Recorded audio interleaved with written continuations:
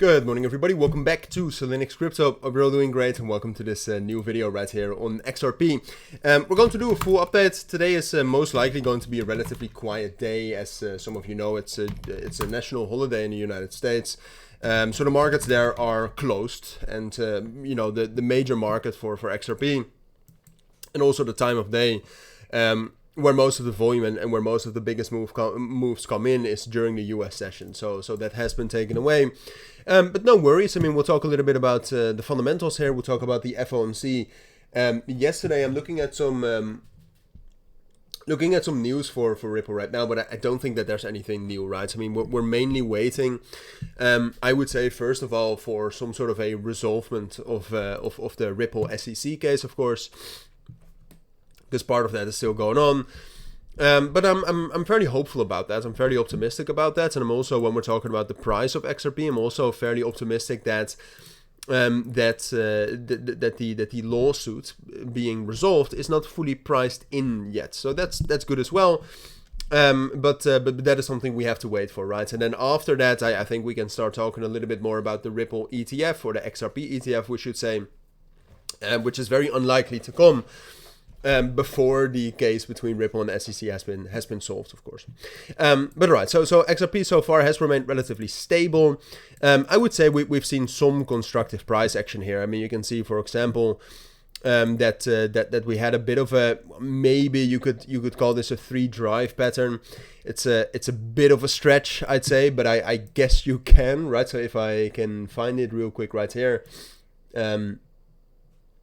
Can I get it or not? 3-drive. Yeah, there we have it. So you can see we had three drives down right here.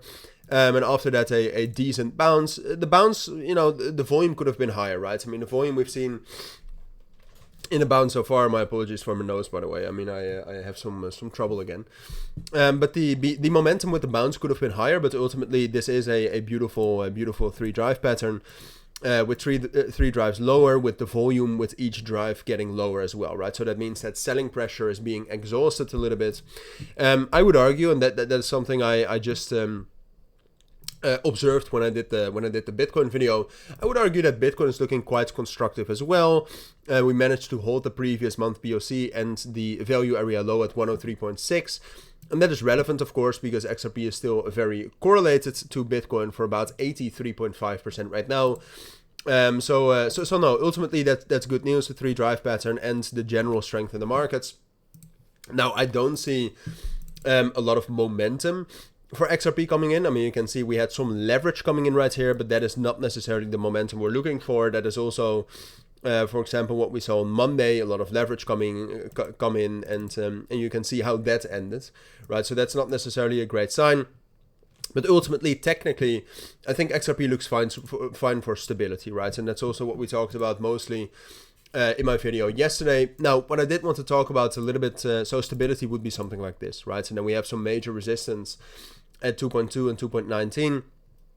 So I would say the main area of stability will be around 2.17, right? And then what I also wanted to talk about is some potential buy areas for XRP.